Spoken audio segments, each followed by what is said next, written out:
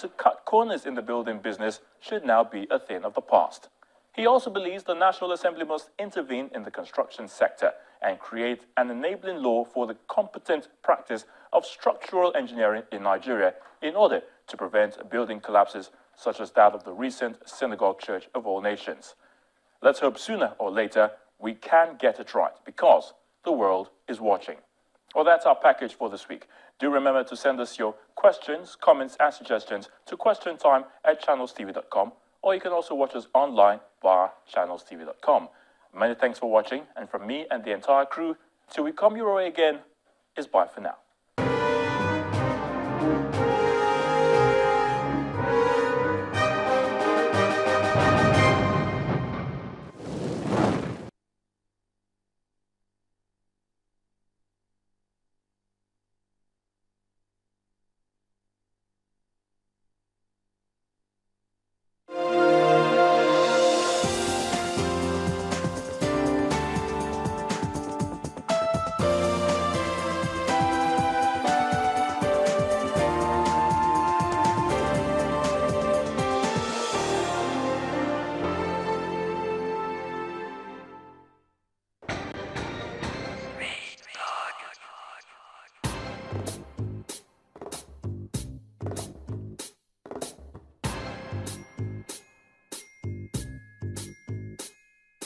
I hate to say that we've had leaders by accident in this country.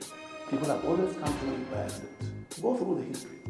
If the community I am serving does not allow a girl and a boy sitting in the open, embracing themselves, certainly that will suffice. In perpetuity, the issue of religion, where you come from, is going to be an indelible part of Nigerian politics. I pray that all the evils in the society will first and foremost visit the homes of these men in church who talk about miracles they cannot deliver and who forget about the God who came to die for the poor.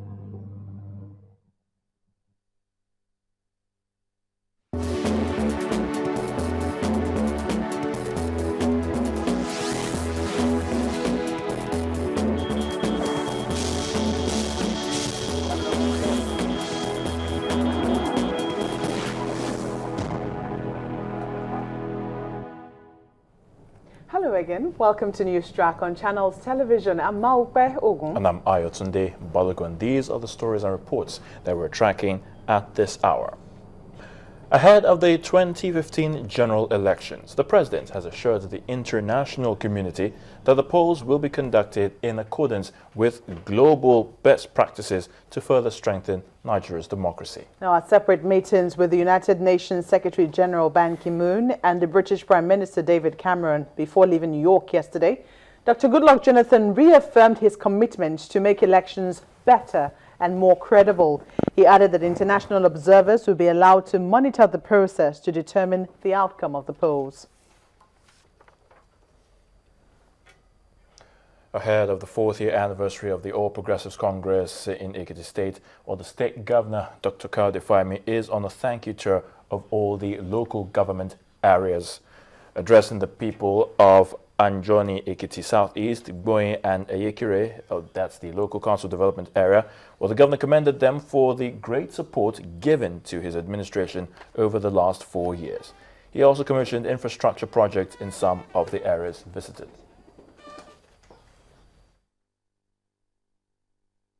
every year I do celebration. This is part of the 4th year anniversary of the Fahimi administration. We had also promised our people a variety of initiatives. We knew we needed to deliver on those initiatives. Our people are not interested in excuses. They just want the things that they asked from us to deliver. I'm glad that we're able to deliver on all those things, particularly road network. The people are very passionate about their road network. They want relative ease of access amongst the various communities. They want water, they want electricity. So almost all communities have had to be given transformers in the course of our time in office.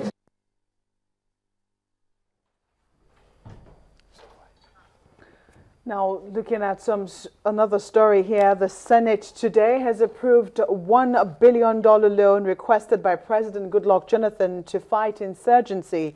But the approval did not come easy, as some lawmakers observed that President Goodluck Jonathan breached the constitutionally laid down process of requesting for extra budgetary funds. The Chairman Senate Committee on Finance said President Jonathan is in full compliance with the law of the nation. As part of efforts to strengthen regional and international cooperation in the fight against illicit drugs, the European Union and the United Nations Office on Drugs and Crime have agreed to work with the Nigerian government to improve the regional and international partnership in drug control. During the visit of the EU ambassador and country representative of the UNODC to the NDA-LA headquarters in Lagos, it was agreed that there's a need to curtail the activities of drug crime cartels through collaboration. Now, the EU volunteered to provide funds for the project. NDLEA Chairman Amadou Gade, who received the delegation, said that the collaboration is a welcome development that will provide appropriate framework for regional drug control programs. And just before we go on break, we'll take that story again, confirming that the Senate has approved the $1 billion loan requested by President Goodluck Jonathan to fight insurgency. But the approval did not come easy, as some lawmakers observed that President Jonathan breached the constitutionally laid down process of requesting for extra budgetary funds. But the Chairman Senate Committee on Finance said that President Jonathan is in full compliance with the law of the nation. And on that note, we take a break on News Track. When we return, we'll have more stories here for you as the Ogun State Governor goes round communities that were recently affected by flash floods. Please stay with us. Experience the action.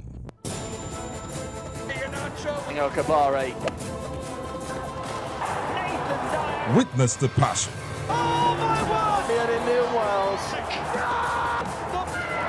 They've broken the deadlock. Feel the pain. But that's not the way. And share in the gains that come from your exciting world of sports on Channels Television. For the next 2 years, the Super Eagles. Sports this morning, 9:30 till 10, and Sports tonight, 9 till 10 p.m. Channel Sports, defining the moments of true sports.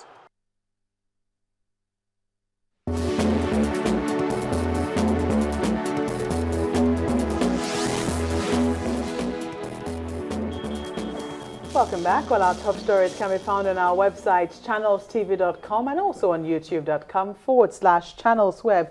Do visit m.channelstv.com to view us live on your mobile device.